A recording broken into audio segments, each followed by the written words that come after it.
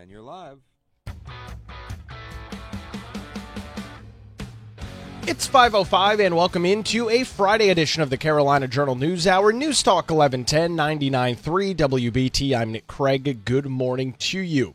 With North Carolina recently rated as having the most expensive health care in the country, state lawmakers have passed a sweeping bipartisan bill aimed at lowering costs and improving transparency for patients across North Carolina.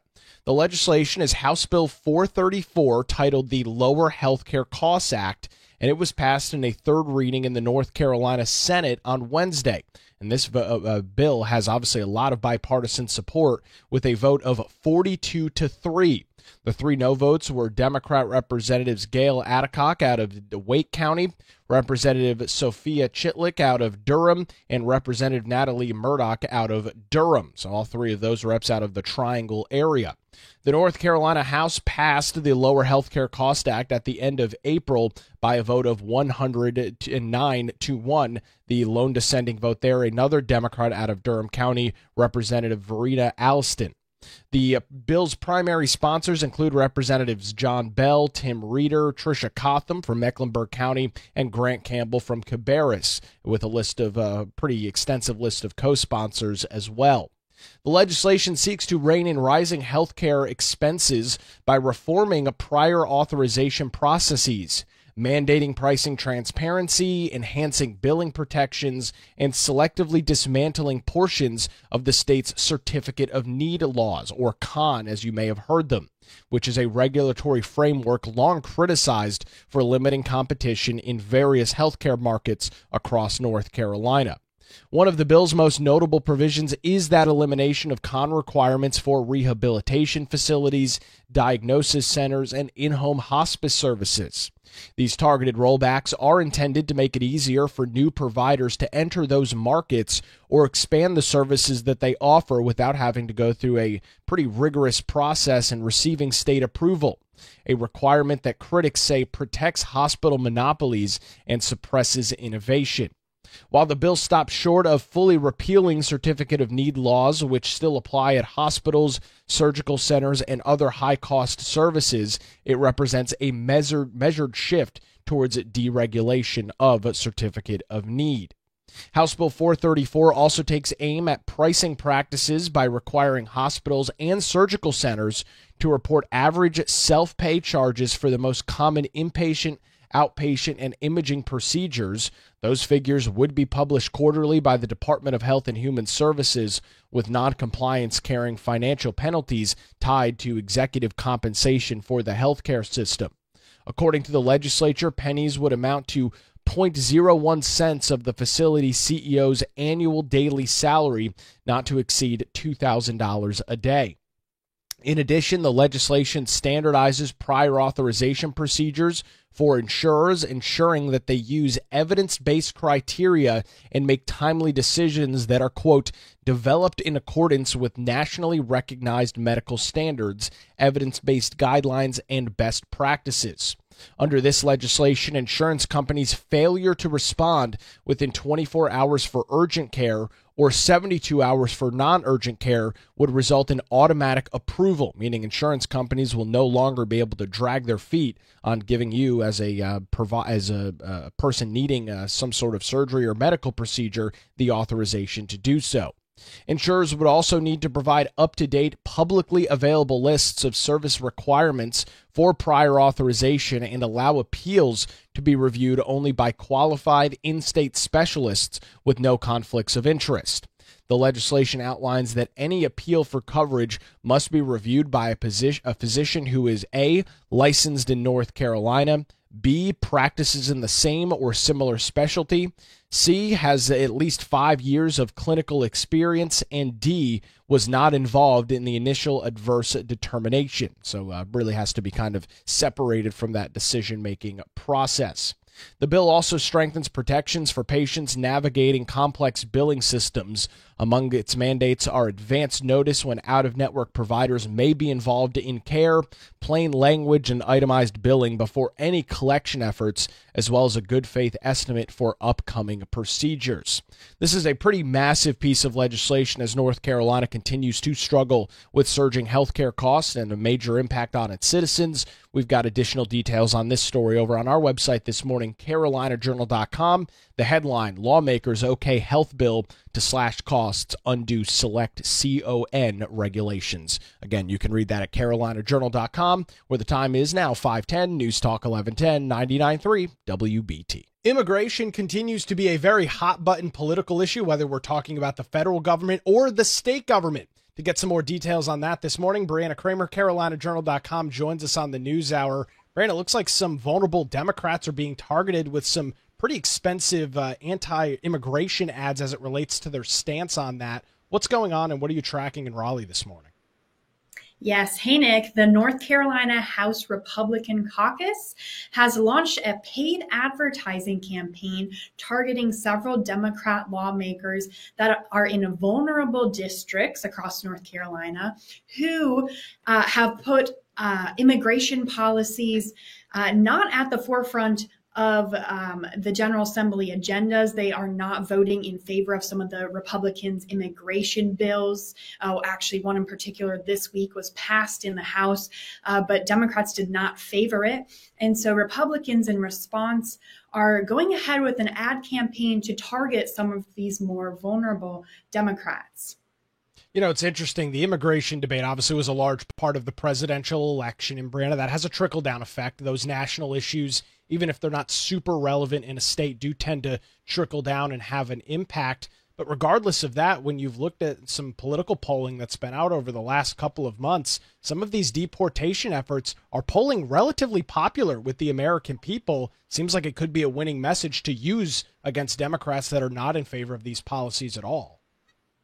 Yes, that's right. And that's why the General Assembly Republicans have been pushing this session for several pieces of legislation dealing with immigration enforcement, dealing with ICE, cooperation with federal ICE, and issuing these detainers across North Carolina. As we've discussed before, there are some key counties across North Carolina in the Mecklenburg County, for example, around the Raleigh area, where some sheriffs have chosen not to cooperate with these ICE detainers, these detainer requests from federal authorities. And so this has been an ongoing conversation we've been having in North Carolina. And so Republicans are continuing to crack down on it through pieces of legislation. So there's actually two bills that they were discussing, Republicans, when they were talking about Democrats not being in support of immigration policies. So one is House Bill 318, that's the Criminal Illegal Alien Enforcement Act. And then the other one that was first introduced in the Senate is Senate Bill 153, the North Carolina Border Protection Act. And essentially, both of these bills just aim to tighten up cooperation between local law enforcement and federal immigration authorities. And actually, one thing to note in one of the bills that passed this week is that it allows citizens to go after their jurisdictions, their counties, if they're not following all of immigration policy, if they're considering themselves a sanctuary city or jurisdiction, their local immunity is waived. So it would allow citizens harmed by illegal immigrants to sue them. And we've seen some of those stories back in the month of April. You had a horrific situation unfolding in Raleigh where family members were kidnapped and driven 45 minutes, an hour away. A husband left duct taped in his house, all of that at the hands of individuals illegally in the United States. But Brianna, the timeline on this is rather interesting. We are not re-electing members of the General Assembly this year. They're on a 2-year election cycle. Those names won't be on a ballot until November of 2026. Any insight as to why these ads are coming out so early? Is it fair to say that people's attention spans are so short they won't remember a political ad running now in November of next year? Yeah, I think that's an interesting point you bring up because this is very early. I mean, we're into June, halfway through the year, and the conversation is going to pivot to midterm elections pretty soon here. pretty soon here. And I think House Republicans are trying to get ahead probably in their messaging and strategy when it comes to midterms, because they lost one seat that cost them the supermajority in this past election. And so they're one seat short right now. And I think they're going to do everything they can to try to get that seat back in 2026. And so I think they obviously have been planning some strategy for how they're going to do that. And so they're going after very vulnerable Democrats. And that's something we're going to see pick up as we get closer to another round of elections. But what it comes down to is the data and the numbers, and looking at different districts across North Carolina and where they can pick up seats. And so the Democrats they're announcing that they're targeting so far are Representatives Lindsey Prather of Buncombe County, Brian Cohn of Granville, Garland Pierce of Scotland, and Dante Pittman of Wilson. So these Democrat representatives voted against the immigration bills. And actually, Representative Dante Pittman decided to just abstain from voting on one of the bills. And so that is something that Republicans also criticized, was not even taking accountability for where he stands on which side of the fence. We've got some examples of what some of these ads look like, plus the names of all those representatives that you just went through. Where can folks get that this morning? Yes, you can read the full article on carolinajournal.com. Brianna Kramer joins us this morning on the Carolina Journal News Hour, where it's now 5:16, News Talk 1110, 99.3 WBT. It is time to get a first look at traffic on this Friday morning with Boomer Von Cannon. Hey, thank you, Nick. Good Friday.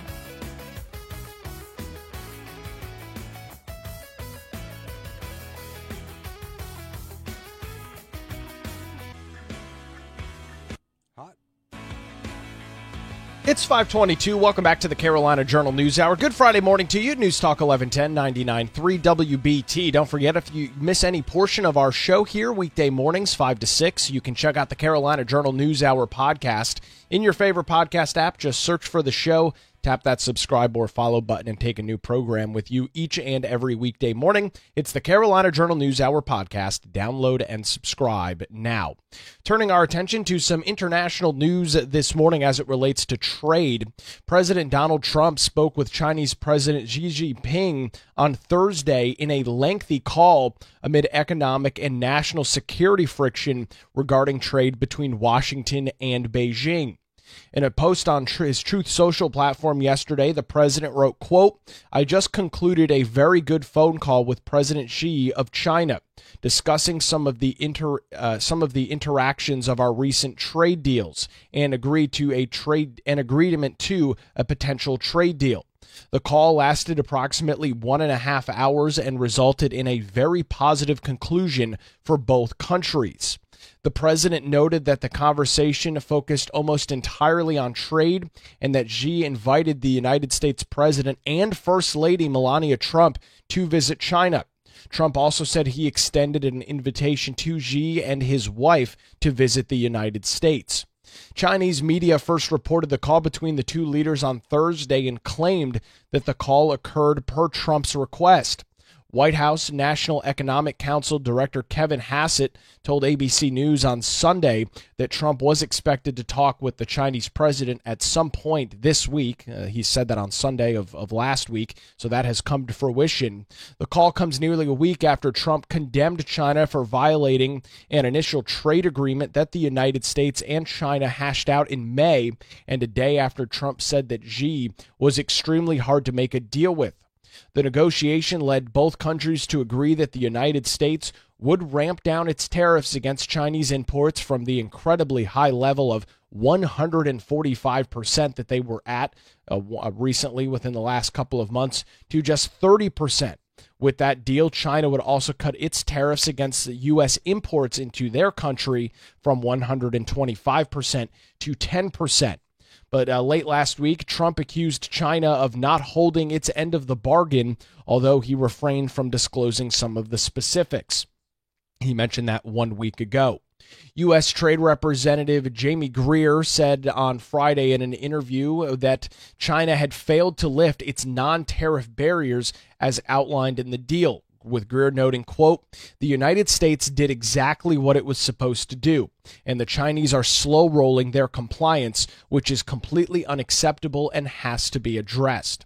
Meanwhile, China pressed the U.S. reversed course and addressed its own mistakes with a Chinese embassy spokesperson saying, quote, "China once again urges the United States to immediately correct its erroneous actions, cease discriminatory restrictions against China, and jointly uphold the consensus reached at the high-level talks in Geneva." So you've got a little bit of what seems to be finger-pointing going on between the two nations as of right now over whether they are actually following through on their respective tariff rates that are supposed to be in effect for was originally 90 days. That does continue this morning. The tariff industry obviously continues to be a major discussion here across the state of North Carolina. We'll continue to track the details right here on the Carolina Journal News Hour. Turning our attention to some statewide news this morning, the North Carolina Court of Appeals has once again ruled against two Asheville journalists who were convicted of trespassing during a 2021 protest at Ashton Park in Asheville. In a new unpublished opinion, a unanimous three-judge panel rejected their First Amendment defense, stating that the city's 10 p.m. park curfew regulates conduct, not speech.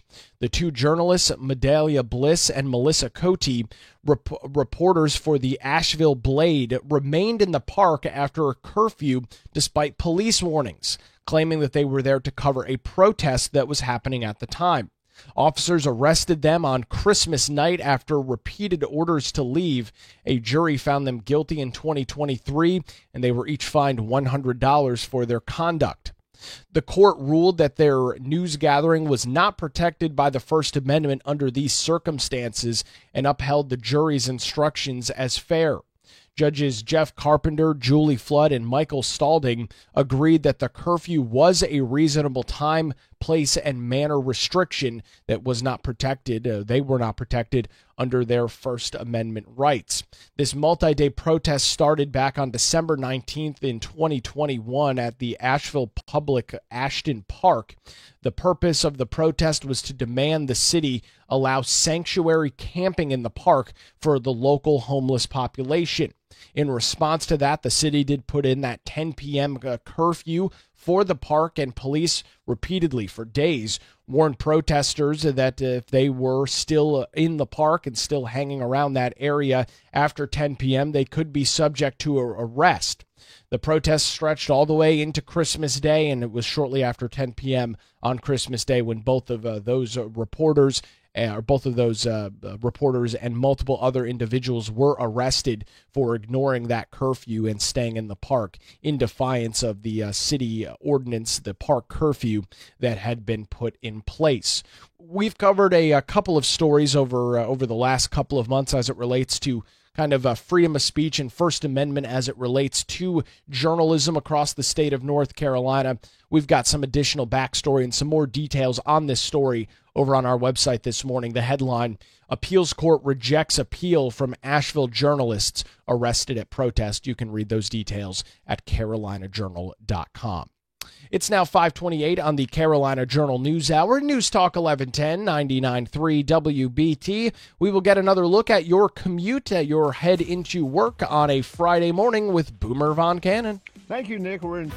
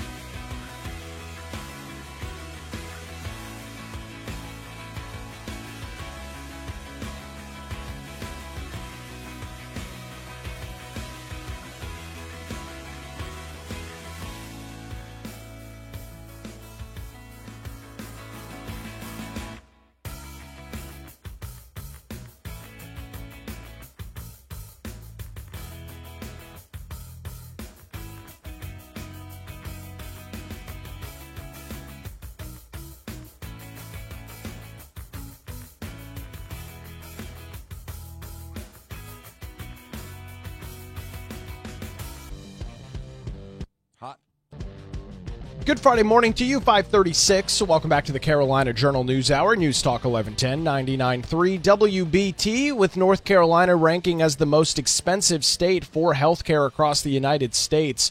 Lawmakers in Raleigh have been working on various pieces of legislation over the last couple of months to deal with that. They passed a major bipartisan bill to cut costs and improve transparency for patients across the state.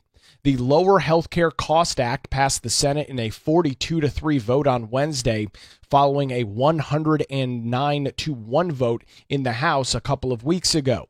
Sponsored by a bipartisan group including Representatives John Bell, Tricia Cotham, and Grant Campbell, the legislation targets hospital monopolies, insurance red tape, and surprise billing that many people deal with.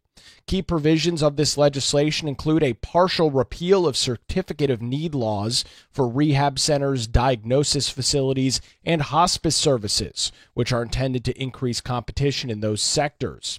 Another key provision includes price transparency requirements, forcing hospitals and surgical centers to publicly report average self-pay costs for common procedures that they perform. Prior authorization reforms is also in this legislation. It would require insurance decisions to follow national medical standards and speeding up of urgent care approvals. Those would have to be done within 24 hours, as well as some billing protections like advanced notice for out-of-network charges, clear itemized bills, and good faith cost estimates from insurance companies. Violations of transparency rules could result in daily fines for the healthcare systems. Most of the changes, as this legislation continues to move forward, would take effect between 2026 and 2027.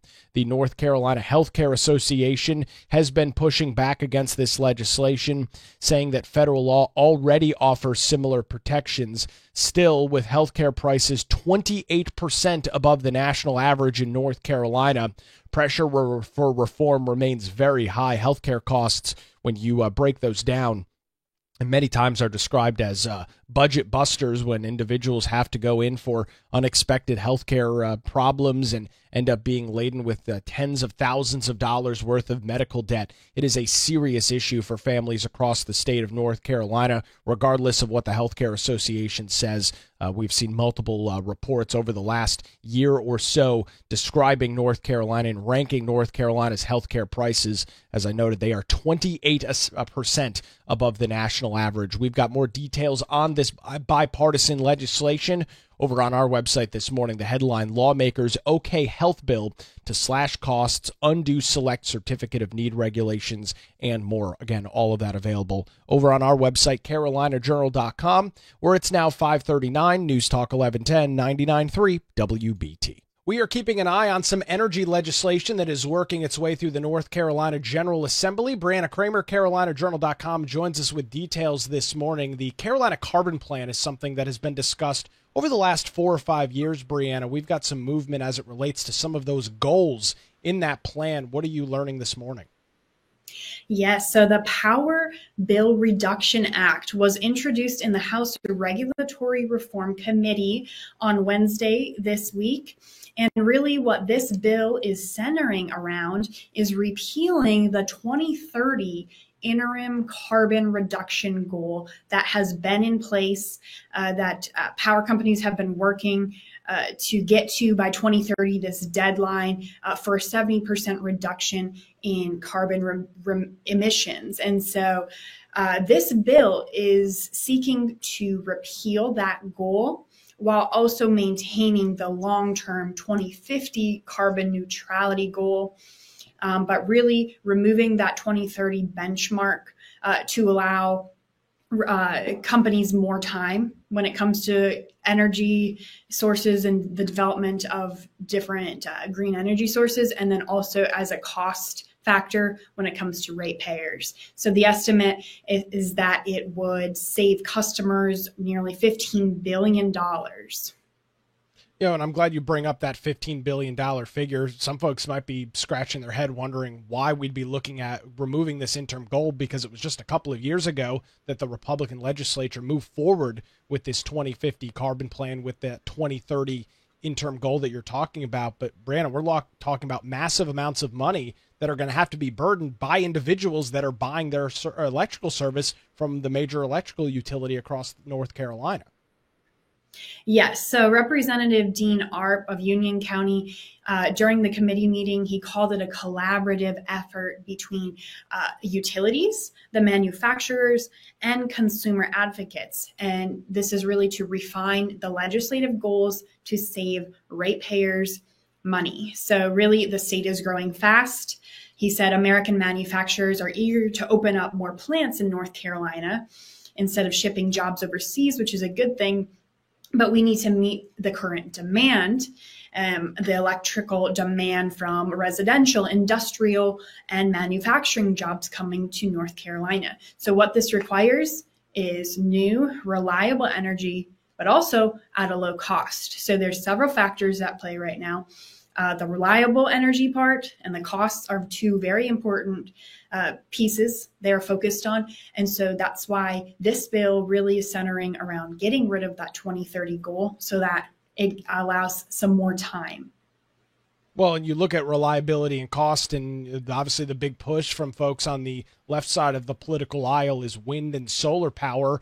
Inherently with those two forms, Brianna, you've got a lack of reliability due to the fact that if the sun is not shining, the panels are not generating. If the wind's not blowing, the turbine isn't spinning. So there's been a lot of criticism there. However, nuclear energy is something that seems to maybe be on the upward trend in North Carolina.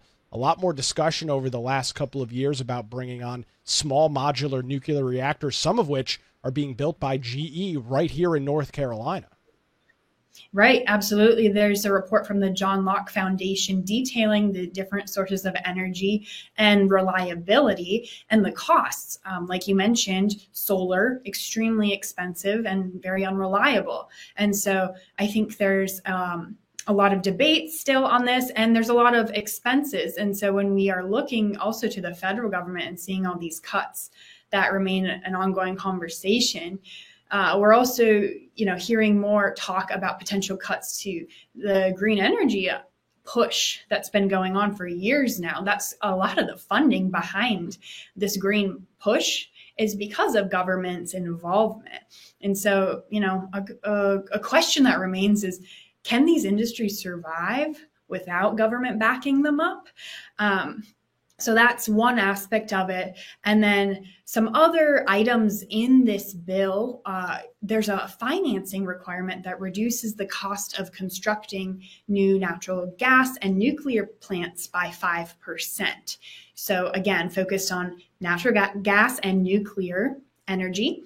And then it also protects consumers from rate hikes and unnecessary and unexpected costs associated with fuel costs.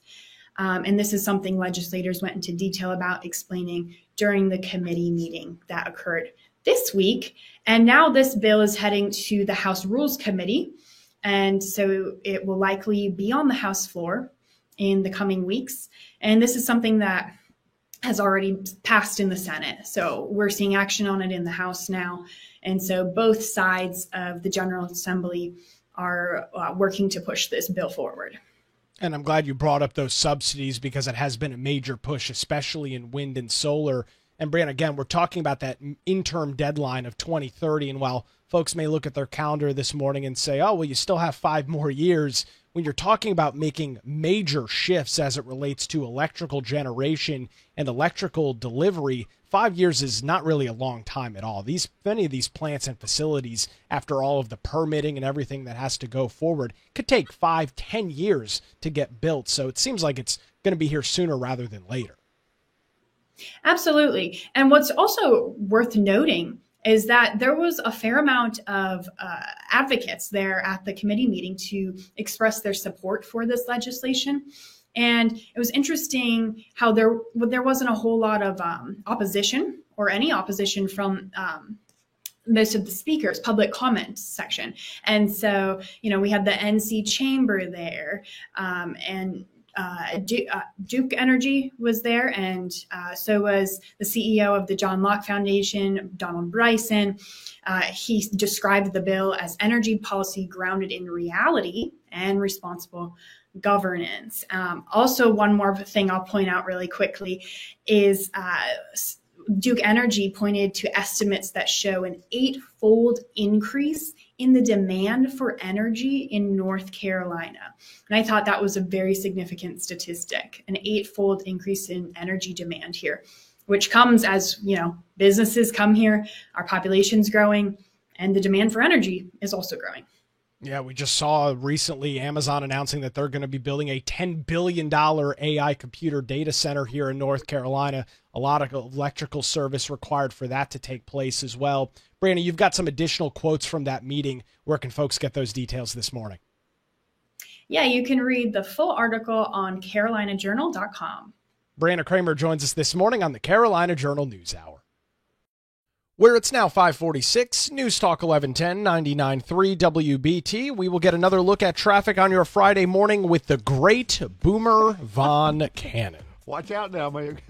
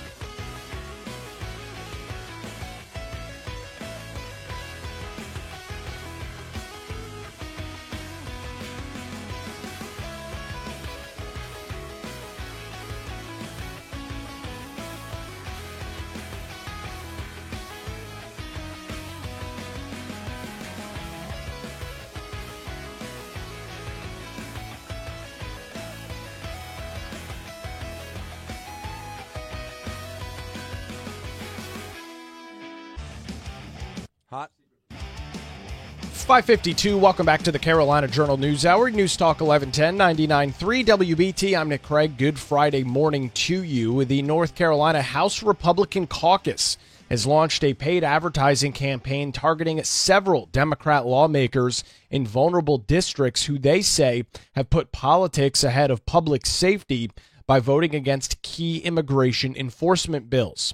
In a press release earlier this week, House Republicans said that the new campaign will focus on, quote, vulnerable House Democrats in competitive districts. Representatives Lindsey Prather out of Buncombe County, Brian Cohn out of Granville, Garland Pierce out of Scotland, and Dante Pittman out of Wilson are the four that the House caucus has announced. The House GOP efforts come after they lost one seat in the November 2024 election that cost them their supermajority, which gave them the power to override Governor at the time, Roy Cooper. All four legislators either opposed or abstained from voting on two major bills pushed by House Republicans. The first piece of legislation, House Bill 318, that's the Criminal Illegal Alien Enforcement Act, and the second, Senate Bill 153, the North Carolina Border Protection Act. Both of those pieces of legislation aim to tighten cooperation between local law enforcement and federal immigration authorities, with House Republicans arguing that the measures are necessary for public safety. Republicans say that Democrats have aligned themselves with policies that undermine North Carolina's safety, prioritizing political posturing over protecting communities from consequences of unchecked illegal immigration. The statement from the GOP reads, quote, these are critical public safety measures requiring state law enforcement officials and sheriffs to notify Immigration and Customs Enforcement, that's ICE, before releasing individuals subject to federal detainers. Particular criticism was reserved from Pittman, who voted against House Bill 318 in April and was marked absent on Senate Bill 153 earlier this week. The Republican caucus accused him of avoiding accountability. The press release from the caucus says Pittman did not vote because he knew he would be held accountable by the voters of Wilson and Nash counties. If he can't stand up for his constituents over criminal illegal aliens, why is he in Raleigh? End quote there from the House caucus. One of the central elements of the North Carolina Border Protection Act, which passed this week, is to increase cooperation between state agencies and ICE. This is not a new discussion. You've heard a lot about this over the last couple of years. Lawmakers in Raleigh have gone back multiple times and passed pieces of legislation to try and force all sheriffs in all 100 counties of North Carolina to cooperate with Immigration and Customs Enforcement. Additionally, this bill would enable citizens to legally go after counties that follow through with sanctuary city or county policies. Under the legislation, any county or municipality, that would be a city or town, that forms sanctuary city status will have its local immunity waived, which would allow citizens harmed by illegal immigration to sue the city, town, or county. Meanwhile, House Bill 318 tightens the timeline on law enforcement for mandating that law enforcement alerts ICE before an illegal alien criminal suspect is scheduled to be released, ending catch-and-release policies designed to provide a safe haven for criminal illegal aliens in Democrat-run jurisdictions. This bill awaits action in the Senate Rules Committee, and this is still very much a very relevant discussion across North Carolina, even with the General Assembly passing some of those pieces of legislation over the last couple of years to require sheriffs to cooperate with ICE. Many sheriffs, including the sheriff in Mecklenburg County, still continue to find themselves at odds with this legislation from the General Assembly, claiming that they are not going to, in fact, cooperate with ICE and give them the proper and required notice by these various pieces of legislation. So once again, lawmakers in Raleigh are back at it to try and force the hands of these various sheriffs across the state to cooperate with the federal authorities as well as Immigration and Customs Enforcement. We've got some more details, including some examples of what these advertisements look like over on our website this morning at carolinajournal.com. That's going to do it for a Friday edition of the Carolina Journal News Hour. WBT News is next, followed by Good Morning BT. We are back with you live Monday morning, 5 to 6, right here on News Talk 1110 and 99.3 WBT.